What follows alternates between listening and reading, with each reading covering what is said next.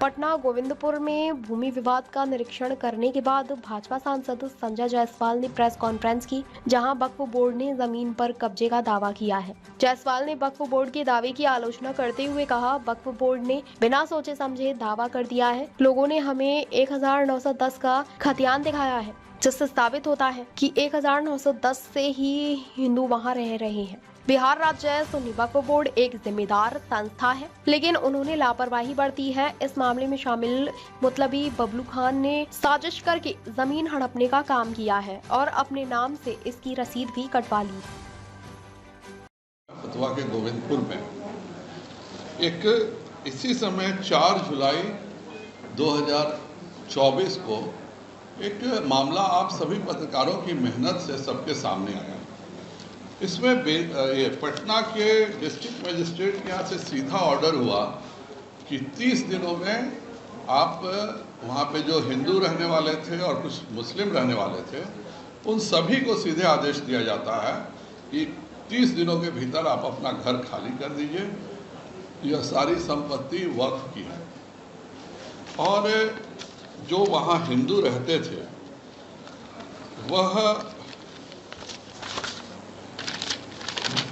यह उनका खतियान है। यह खतियान 1910 का, अर्थात 1910 के भी खतियान में हिंदुओं की जमीन बिल्कुल साफ तौर पर अंकित है कि यह सारी संपत्ति हिंदुओं की है। इसके अलावा बिल्कुल ही जो फतवा का जो नक्शा है उसमें भी ये बिल्कुल साफ तौर पर ये वहाँ के अंचल से नक्शा बना। एक हिस्सा दरगाह का है और दरगाह में बाउंड्री वॉल बनी हुई है, इसमें कोई तरह का विवाद नहीं है। लेकिन इसके बाद जितनी भी ये हरे से आप देख रहे हैं, ये सारी सरकारी ज़मीन है। और ये सरकारी ज़मीन ही नहीं है, इस पर सरकारी कुआं है जो बरसों से मार्क है। ये जो 3 नंबर है इगली तल के पास कुआं, ये सार्वजनिक कुआं का निर्माण करने के लिए भी इसकी पूरी कार्रवाई हो रही है। अब इसमें किस प्रकार से वक्फ बोर्ड के नाम पर मुतवली या जिसको मैनेजर कहते हैं वो धांधली करते हैं, उसका ये सबसे बड़ा उदाहरण है।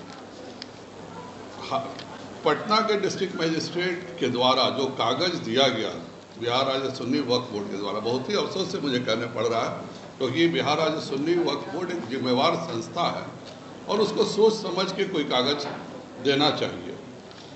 उसमें उनको कहा गया कि खाली कराइए।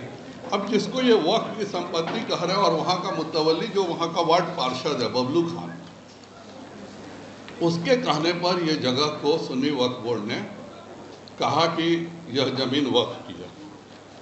यह अंचल का सबूत है कि यह वक्फ की नहीं, बबलू खान ने इस पूरे जमीन को अपने नाम से कराया था। अब जिस जमीन को वो खुद कहते हैं अल्लाह की है, तो अल्लाह के बदले उन्होंने अपने नाम पर यह ज़मीन क्यों कराया था? ये देखिए 2021-22 में इन्होंने ये पूरी ज़मीन को अपने नाम से करा लिया था, जितनी सरकारी ज़मीन थी।